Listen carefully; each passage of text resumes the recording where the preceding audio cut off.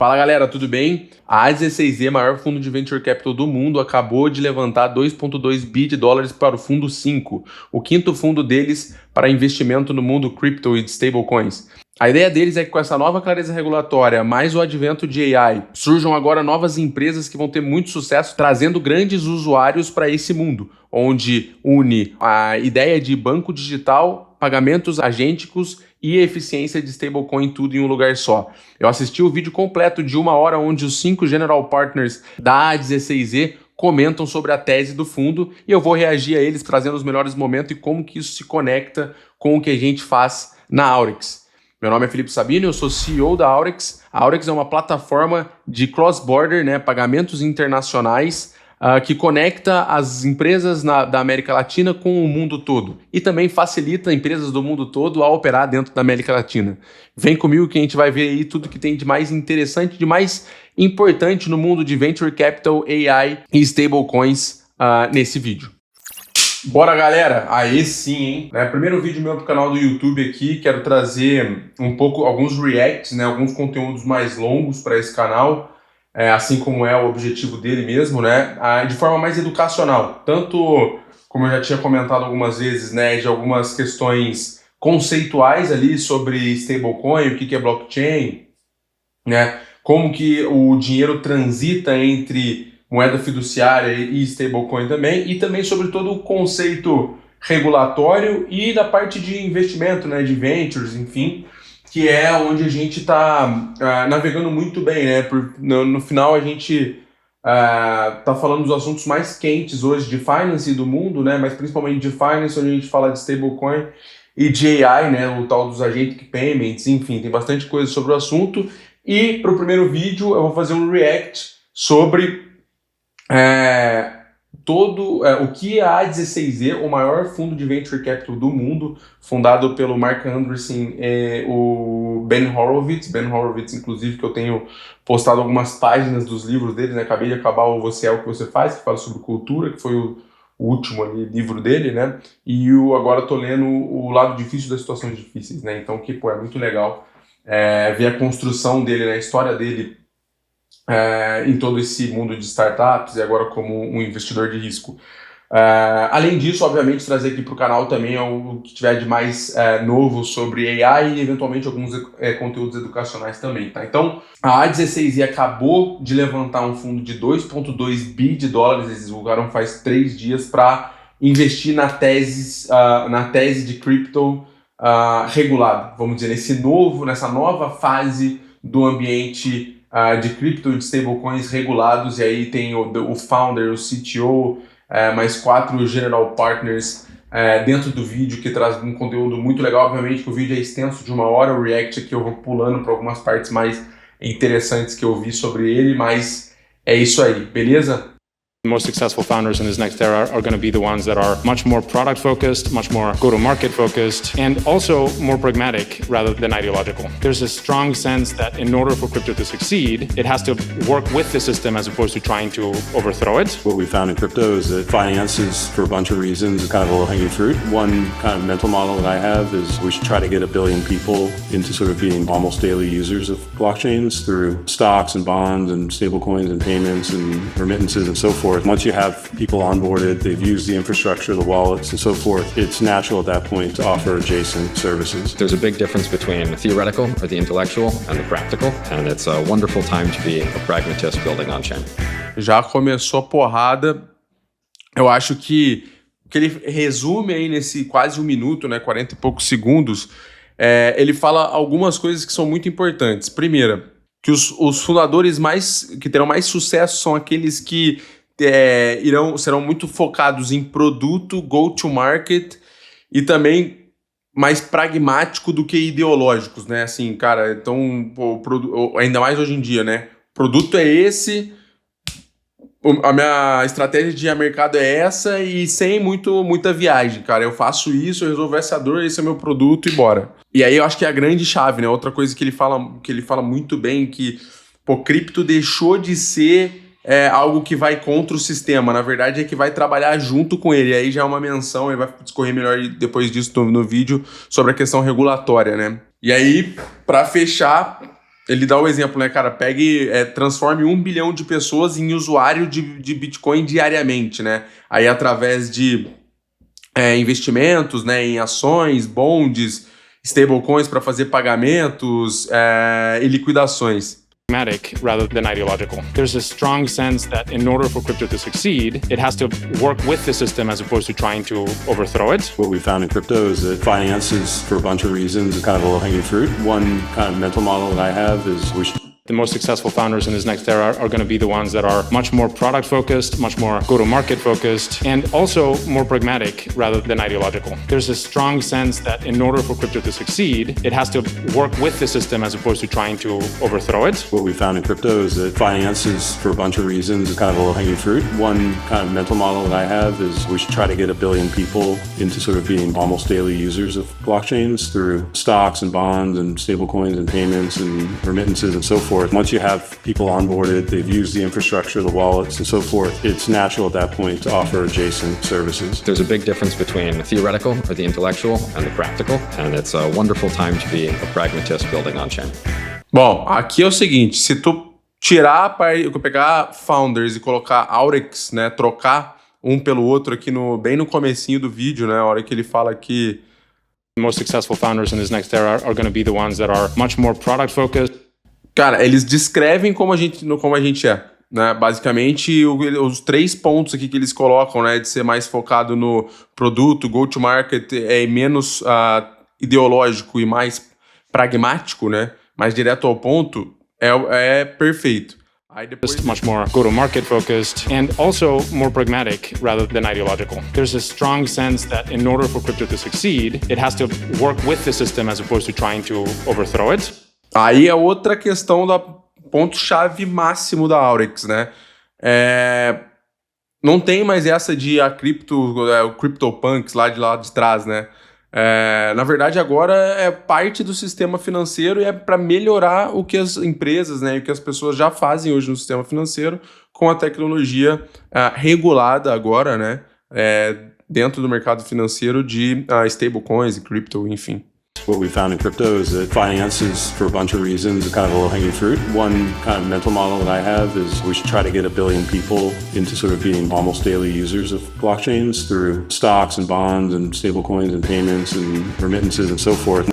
E aí é isso, cara, o modelo mental, esse aí é um dos fundadores, né, e general partners da 16Z. O que ele diz é basicamente isso, né, assim, traz 1 bilhão de pessoas para usar diariamente blockchain. Por quê? Como? Através de investimento em ações, bonds, pagamentos e remessas, né? Então, é o low-hanging fruit que ele fala, né? Assim, do blockchain finance é isso, né? Você conseguir trazer muita gente para fazer o que elas já fazem hoje de uma forma mais eficiente e agora regulada, né? Para esse universo de finanças. Once you have people onboarded, they've used the infrastructure, the wallets, and so forth, it's natural at that point to offer adjacent services. There's a big difference between the theoretical or the intellectual and the practical, and it's a wonderful time to be a pragmatist building on-chain. Vamos! É isso, galera. Vamos ver aqui, vai começar a apresentação de todo mundo e a gente vai colocando nos melhores pontos aqui que eu achei. Hey everybody, I'm here with all of the GPs at A16Z Crypto. I think this is our first all GP episode. For adjacent services. There's a big difference between the theoretical or the intellectual and the practical, and it's a wonderful time to be a pragmatist building on-chain.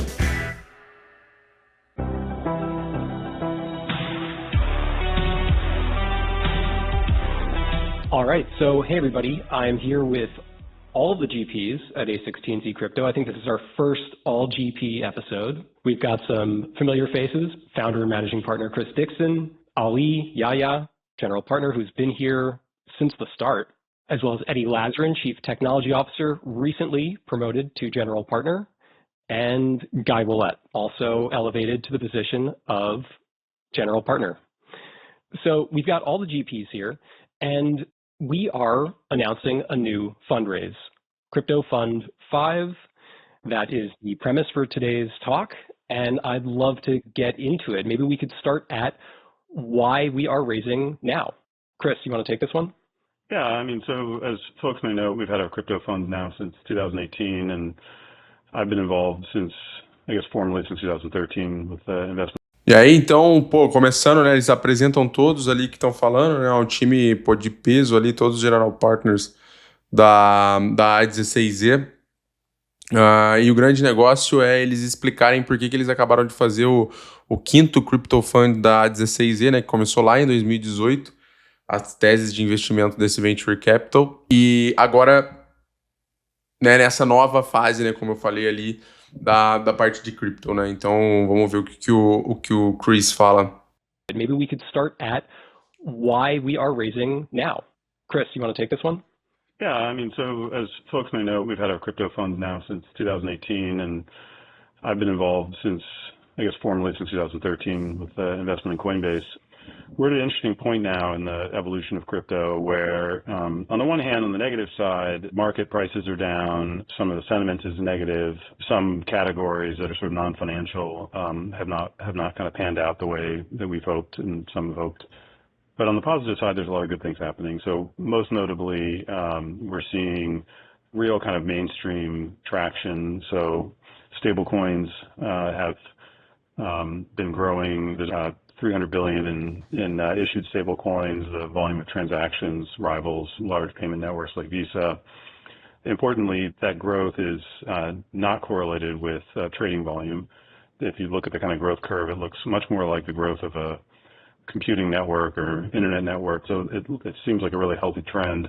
That was catalyzed in a large part by legislation passed by Congress last year, the Genius Act, which provided a regulatory framework around stablecoins, which I think a regulation is doing two things. One, providing a pathway for good actors, for builders, so they know, what the rules are, which is very important, having that kind of clarity. But secondly, providing protections and guardrails for consumers, so they know that when you buy a Genius certified stablecoin, that if you put $1 in, there is $1 in the bank corresponding to that stablecoin, and that the issuer is audited and has appropriate safeguards around it, which is extremely important for both protecting consumers, but also building trust in the market. Bom, então aqui ele traz 4 pontos muito importantes, né? Primeiro são os recordes de stablecoins emitidas, né? Agora já em 300 bi de dólar.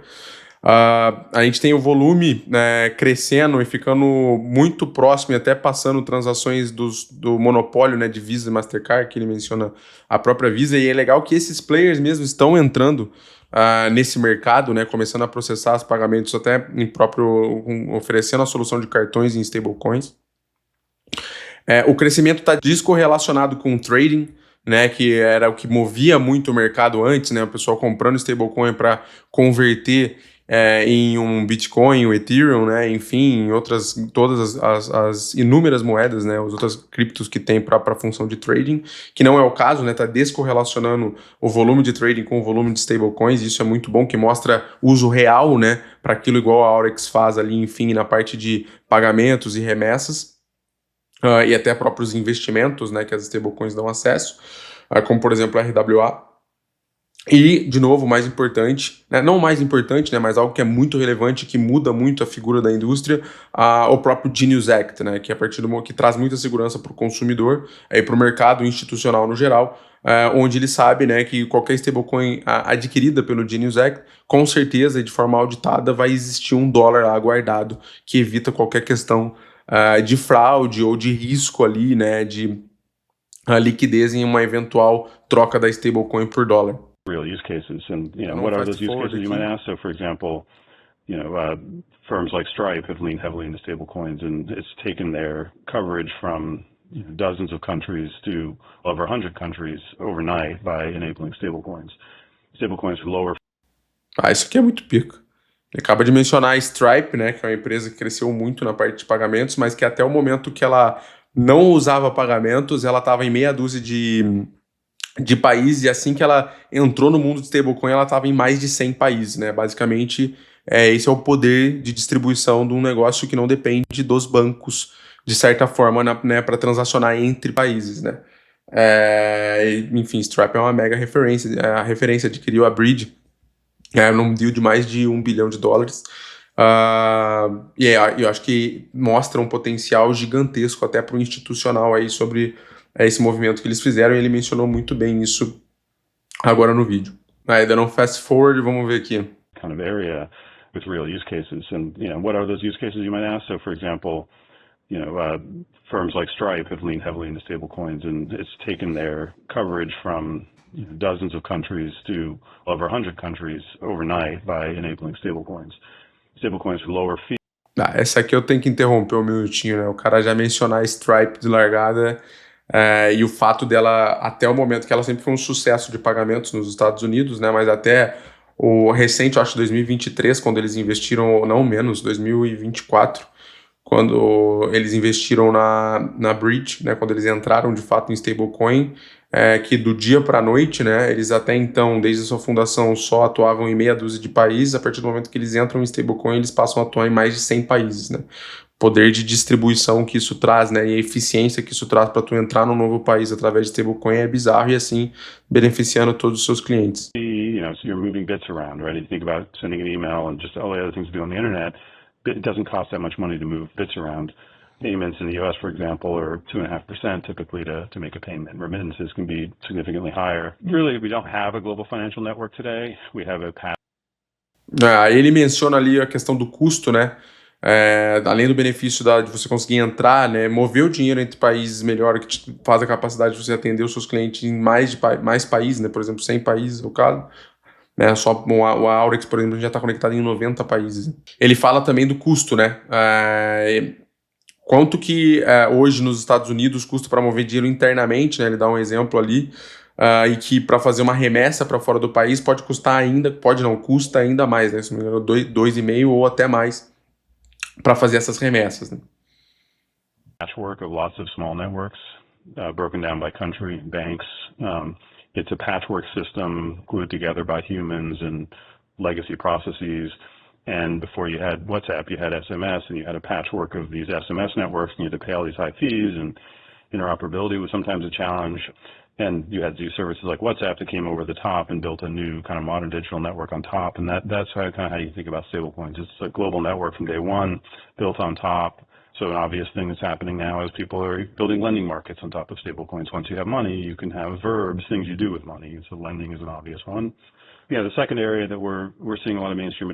E aí, assim, né, esses 3 pontos que ele traz, né, finalizando esse com a movimentação de recursos hoje, ela não é uma rede global, ela é uma tradução, assim, como se fosse uma coxa de retalhos, né, são vários fragmentos de processos ali que são colados, né, glued by humans, né, assim, colados por humanos, para fazer o negócio funcionar, né, como basicamente uma alusão ali ao processo do SWIFT, né, vários bancos com várias formas de se comunicar para mandar o dinheiro ao redor do mundo, e precisando de humanos ali para operar o negócio, né? Sempre vai precisar ali, basicamente, por questão regulatória e tudo mais, mas o processo em si é muito moroso e muito retalhado, né? Vamos dizer assim. E aí ele faz a grande comparação, que eu acho que é o highlight do negócio, que a 16E entende que a stablecoin vai vir como uma plataforma, assim como o WhatsApp foi para comunicação.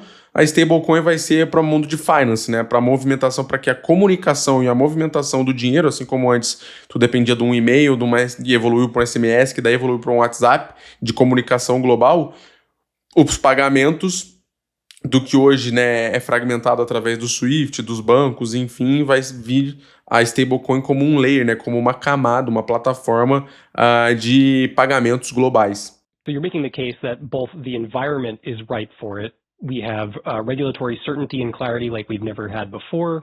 On the one hand, you also have interest from major institutions and Wall Street. And then on the other hand, from a product perspective, the things are actually working. We're seeing traction for things like perps, on-chain finance, stablecoins, and other such products. And then to your other point, the distraction of other tech trends, perhaps like AI, which you referenced earlier, like why would a founder not go work in AI? Why should they? Pô, antes dele entrar nesse ponto de AI, que é muito bom também, o resumo, né, do que ele falou o ambiente está muito bom, né? Por quê? Porque você tem clareza regulatória, você tem grandes players, né, como Wall Street ali, enfim, já entendendo que tem uso real para o mercado financeiro e não só como forma de especulação, e tu tem os produtos já mais bem desenvolvidos, né? para que funcione, né, vamos dizer assim, essa adesão institucional. Então é um ambiente perfeito, e aí dos motivos, né, pelos quais teve esse novo fundo constituído da 16Z. E agora ele vai entrar num ponto muito bom também, sobre por que um founder ele entraria num mundo de crypto ao invés de AI, sendo que AI é a grande trend. É muito boa essa parte. They come work in crypto, that's something that probably a lot of entrepreneurs out there are thinking about. Where should I make my mark? Where can I make a lasting impact? By the way, I don't think it's either or. I think there's a lot of overlap in crypto and AI, and we've Falou. Pô, mandou muito. Mandou muito. É isso aí. O cara fala, pô, mas por que o cara faria um investimento, né, uma startup de crypto ao invés de AI? E aí o Chris fala, eu acho que não é um ou outro. Tem muito overlap, são os dois juntos. made investments there. And we're also very excited about AI and generally, and think it's a really important technology, and the firm's heavily investing in it. But we think that there's opportunity here too, and that some entrepreneurs who might today be thinking that crypto is not an option should take another look now that we're getting regulatory clarity. So Ali, you were the Cripto não é uma opção de você não olhar para ela, dado que agora você já tem uma clareza regulatória. Não, vamos voltar aqui, peraí. I'm very excited about AI and generally, and think it's a really important technology, and the firm's heavily investing in it. But we think that there's opportunity here too, and that some entrepreneurs who might today be thinking that crypto is not an option should take another look now that we're getting regulatory clarity. So Ali, you were the Toma. first full-time hire on the crypto investing team back in 2017. I had AI write like a Ainda não fast forward para um ponto legal aqui. command line tool so I could control my Zcash wallet, and I literally just zipped Zcash straight into my Coinbase account, right? Like in literally one shot on a CLI. And that is simultaneously the most cypherpunk thing I've ever seen in my life, and also compatible with the trad system. Literally money, like anonymous programmable money that was, directly under my control, and then boom, right, like basically connected to my bank account. That's what I think the future looks a little bit more like. Obviously, you need to round out the edges a little bit to make different parts of the system compatible with each other, but I really believe that the set of what is most helpful to people directly is the thing that is getting the most attention. I think a lot of the pressure on the space has been to deliver concrete value immediately for as many people and institutions as possible, and that obviously requires rounding out the edges. So I see it more like that. I see it. Pô, aí ele fala basicamente a convergência de AI e cripto, né? O Agentic Payments, né? Através do CLI, que é como se fosse o Cloud Code ali, ou qualquer outro, né? O Codex, enfim. Ele conseguiu dar um comando para que o agente transferisse dinheiro da wallet dele para a conta da Coinbase, a qual é conectada no banco, né? Então, de fato, o dinheiro programável sendo transferido por um agente para uma conta conectada com um banco, né? Então, acho que é o grande negócio, né? Na verdade, é o mais, para quem está no mundo, assim, é o mais claro que a grande onda de disrupção vai vir na parte de stablecoins junto com AI, né? E aí sendo falado não mais por mim, mas pelos maiores investidores de risco do mundo. And payments. And so, in some ways the bar is much lower in finance, whereas you take social networking or other kinds of things, you have very sophisticated global systems already. And, I think it could take time. One kind of mental model that I have is, we should try to get 1 billion people into sort of being daily or, almost daily users of blockchains through stocks and bonds and stablecoins and payments and remittances and so forth. Once you have people onboarded, they've used the infrastructure, the wallets and so forth, it's natural at that point to offer adjacent services. So, that's kind of how I think things are evolving and how I expect them to evolve. So I think this next kind of era, next few years, we're open-minded and, we invest in people and great entrepreneurs. So it'll be up to the entrepreneurs. But my expectation would be over the next few years, most of the use cases will be our financial. And in your post, the long game for crypto, you've written that finance is not separate from the larger vision. It is the foundation. So that goes to your point about how maybe you need to get everybody on chain first. So we touched on this a little bit. Bom, e aí mais do mesmo ali, né, o que ele já fala no começo do vídeo ali, nos highlights ali, você tendo 1 bilhão de pessoas dentro on-chain, né, dentro da blockchain operando, mesmo que elas tenham vindo de trading, daqui a pouco elas estão com as suas wallets, com as suas economias, com os seus stablecoins, você precisa ter outros produtos. E aí stocks, bonds, pagamentos, remessas, né, são os mais óbvios e que com certeza vão destravar um valor gigante, né, de receita, de equity, enfim. E aí isso, né, investir em grandes, a ideia da 16Z, assim, né, obviamente investir em grandes founders e empreendedores ali para que consigam trazer esses produtos ali a mercado e introduzir isso nas pessoas que já estão on-chain. It turns out that the financial system that we have built so far outside of crypto was not built for AI agents. And I strongly believe that in the near future, the majority of transactions that happen in the world are actually going to be done by AI agents as opposed to humans. That number may quickly become something like 99% or 99.9%. And it is very, very hard to imagine that all of that happens on ACH and SWIFT or even credit cards, because stablecoins are virtually free. They are, as Eddie was saying, they're fully programmable, they're internet native, and they are the perfect way to convert AI agents from tools that humans use into economic actors that are first-class members of the financial system. And one last point I'll make about that specifically is I was having this debate with someone on our team about Visa, who was arguing that Visa is too entrenched and it's going to be very difficult to disintermediate and compete against because everybody already has credit cards and it's too hard to get everybody to switch to a different kind of payment mechanism. But agents just don't have that preference. They actually don't have any preferences at all. And Visa charges something like 16 bips on every single transaction that flows through their network. So there's a very strong incentive for agents and merchants alike to completely cut out Visa whenever the transaction happens in a way that does not involve a human stepping into a store and providing something like a piece of plastic to make a payment. Yeah, I mean, I couldn't agree more. Bizarro total. Bom, fala 3 pontos fundamentais ali do Agentic Payments, né? Que, primeiro, a oportunidade aqui, né? Todo o sistema financeiro ele não foi construído e nem está preparado para essa revolução que está vindo sobre os trilhões de novos usuários que vão dominar a internet em todos os aspectos, né? E o mundo digital, né? Vendas digitais, enfim, em tudo, que são os agentes. Né? Nos próximos 5 anos, 2 anos, serão adicionados trilhões de novos usuários, né? Não são pessoas, mas se comportam como tal e por conta e ordem de pessoas para executar tarefas, inclusive pagamentos, inclusive investimentos. Então, o mundo financeiro não está preparado para isso, e isso é a grande oportunidade. De preparar uma infraestrutura que atenda às ações dos agentes, né? Então, a maioria das transações, 99% delas, num futuro muito próximo, ela vai ser feita por agentes, né? E aí você tem que preparar, você tem que ter essa infraestrutura pronta. E o switch que ele fala hoje todo mundo tem preferência de fazer os pagamentos via cartão de crédito porque é o jeito que tá preparado o mundo para tal, né? E é fácil. Mas o agente, ele não tem essa preferência, ele não vai ter o cartão de crédito na mão e ele, sinceramente, ele vai se sentir ineficiente tu ter que colocar os 3 números validadores para executar qualquer tarefa, ou a tua face e tal. Ele vai preferir um dinheiro programável, que seja livre, por exemplo, as stablecoins. Então, ele acredita que esse grande switch de 99% das transações serem feitas por algo que nem existe hoje, que está começando agora, ele vai fazer impulsionar muito. A partir do momento que todos os agentes estejam usando os stablecoins, estejam cuidando de 99% das transações globais, é impossível que o volume de stablecoins não cresça absurdamente, né, do que é hoje.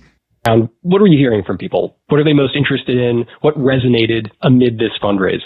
I think to the topic we were just discussing, everyone is very focused on AI these days.